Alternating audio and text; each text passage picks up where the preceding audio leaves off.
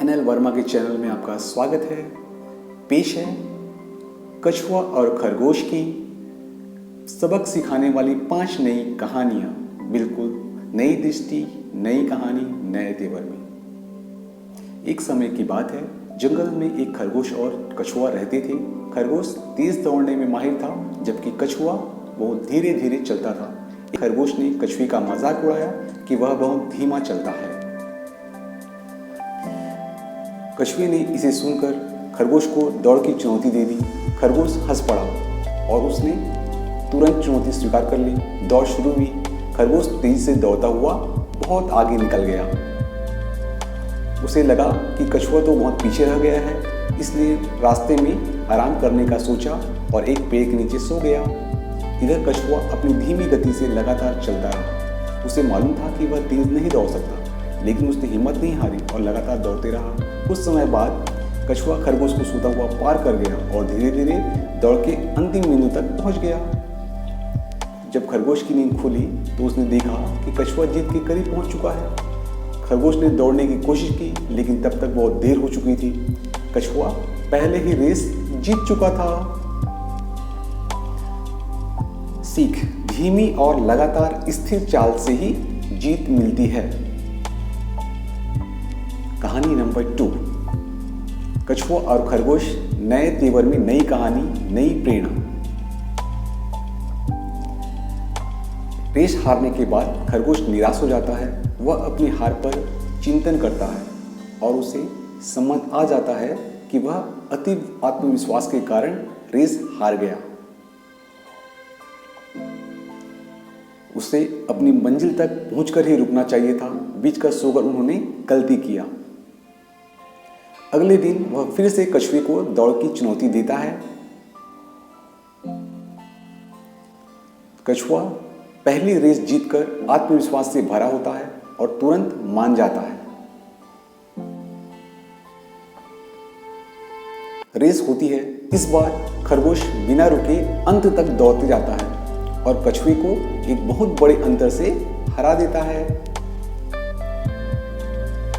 सीख: तेज और लगातार चलने वाला धीमे और लगातार चलने वाले से हमेशा जीत जाता है। यदि धीमे और लगातार होना अच्छा है, लेकिन तेज और लगातार होना और भी ज्यादा अच्छा है। कहानी अभी बाकी है। कहानी नंबर 3। इस बार कछुआ बहुत सोच विचार करता है और उसे यह बात समझ में आती है कि जिस तरह से अभी रेस हो रही है, वह कभी भी इसे जीत नहीं सकता है। उसे कोई नया तरीका अपनाना होगा। एक बार फिर खरगोश को एक नई रेस के लिए चैलेंज करता है, पर इस बार वह रेस का रूट अपने मुताबिक रखने को कहता है। खरगोश तैयार हो जाता है। रेस शुरू होती है। खरगोश तेजी से तय स्थान की ओर भागता है, पर उस रास्ते में एक तेज धार नदी बह रही होती है। बेचारे खरगोश को वहीं रुकना पड़ता है। कछुआ धीरे धीरे चलता हुआ वहां पहुंचता है, आराम से नदी पार करता है और लक्ष्य तक पहुंचकर रेस पुनः जीत जाता है। सीख: पहले अपनी ताकत को पहचानो और उसके मुताबिक काम करो, जीत जरूर मिलेगी। कहानी अभी भी बाकी है। कहानी नंबर 4। इतनी रेस करने के बाद अब कछुआ और खरगोश अच्छे दोस्त बन गए हैं और एक दूसरे की ताकत और कमजोरी को समझने लगे थे। दोनों ने मिलकर विचार किया कि अगर हम एक दूसरे का साथ दें तो कोई भी रेस आसानी से जीत सकते हैं। इसलिए दोनों ने आखिरी रेस एक बार फिर से मिलकर दौड़ने का फैसला किया, पर इस बार प्रतियोगी के रूप में नहीं, बल्कि टीम के रूप में काम करने का निश्चय किया। फ्रेंडली मैच किया। दोनों स्टार्टिंग लाइन पर खड़े हो गए। Get set go. और तुरंत ही खरगोश ने कछुए को अपने ऊपर बैठा लिया और तेजी से दौड़ने लगा। दोनों जल्दी ही नदी के किनारे पहुंच गए। अब कछुए की बारी थी। कछुए ने खरगोश को अपनी पीठ पर बैठाया और दोनों आराम से नदी पार कर लिया। अब एक बार फिर खरगोश ने कछुए को उठाकर फिनिशिंग लाइन की ओर दौड़ पड़ा और दोनों एक साथ मिलकर रिकॉर्ड टाइम में रेस पूरी कर ली। दोनों बहुत ही खुश और संतुष्ट थे। आज से पहले कोई रेस जीतकर उन्हें इतनी खुशी नहीं मिली थी जितनी उन्हें आज मिल रही है। सीख: टीम वर्क हमेशा व्यक्तिगत प्रदर्शन से बेहतर होता है।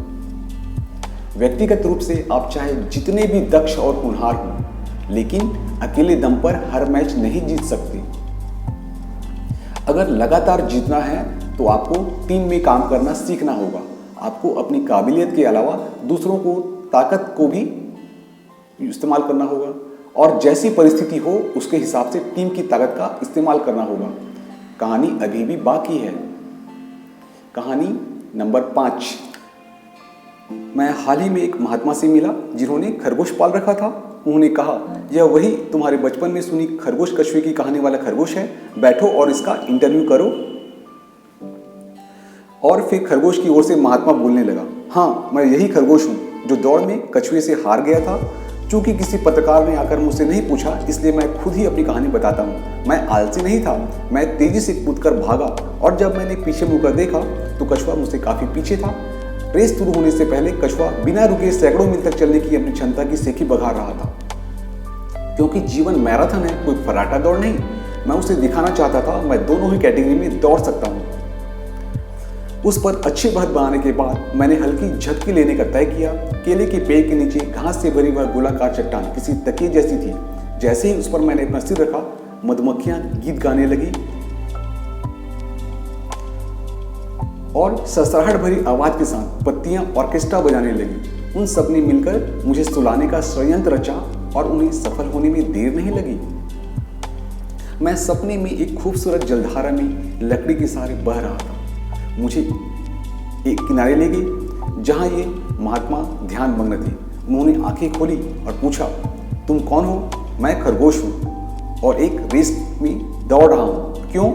जंगल के सारे जीव जंतुओं को यह साबित करने के लिए कि मैं सबसे तेज हूं। तुम क्यों साबित करना चाहते हो कि तुम सबसे तेज हो? ताकि मुझे मेडल मिले, जिससे मुझे सामाजिक दर्जा और खाना मिलेगा। जंगल की ओर इशारा करते हुए महात्मा ने कहा, खाना तो आसपास पहले से ही बहुत है।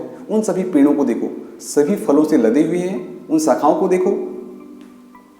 खरगोश ने कहा, मुझे भी सम्मान चाहिए। मैं भी अभी तक के सबसे तेज धावक के रूप में याद रखा जाना चाहता हूं। महात्मा ने पूछा, क्या तुम्हें सबसे तेज भागने वाले हिरण या सबसे बड़े हाथी या सबसे शक्तिशाली बाघ का नाम मालूम है? खरगोश, नहीं। आज तुम्हें एक कछुए ने चुनौती दी है, कल को कोई घूंगा होगा। क्या तुम जिंदगी भर यह साबित करने के लिए दौड़ते रहोगे कि तुम सबसे तेज हो? खरगोश, मैंने इस बारे में सोचा नहीं। मैं अपनी पूरी जिंदगी दौड़ना नहीं चाहता। महात्मा, फिर क्या करना चाहते हो? खरगोश, मैं घास से आच्छादित इस गोल चट्टान पर सोना चाहता हूं। महात्मा, ये सब तुम अभी ही कर सकते हो। रेस के बारे में भूल जाओ। खरगोश, मैं अपनी नींद से जागा क्योंकि बतखों ने मुझे जगाया। उन्होंने एक सुर में पूछा, आज तो तुम्हारी कछुए से रेस थी ना? मैंने बतखों से कहा, ये बेफिजूल है, व्यर्थ का अभ्यास है। मैं यही होना चाहता हूँ, इसलिए मैं रेस हार गया और वापस अपनी जिंदगी में लौट आया। मैं आज और बाकी बचे दिनों में अपनी जिंदगी पूरी तरह से जीना चाहता हूँ। फंडा यह है कि जीवन में अलग अलग स्टेज पर अपने खुद के मानकों के अनुसार जीवन जीना चाहिए, न कि दुनिया के लोगों के अनुसार। कहानी का सार है, जिंदगी में तुलना करना बेफिजूल है। हर व्यक्ति की अपनी अपनी क्षमता होती है। हमें अपने अनुसार जीवन जीना चाहिए, न कि दुनिया के लोगों के अनुसार। सबसे बड़ा रोग क्या कहेंगे लोग। Please like and subscribe my channel NL Verma। Thank you very much.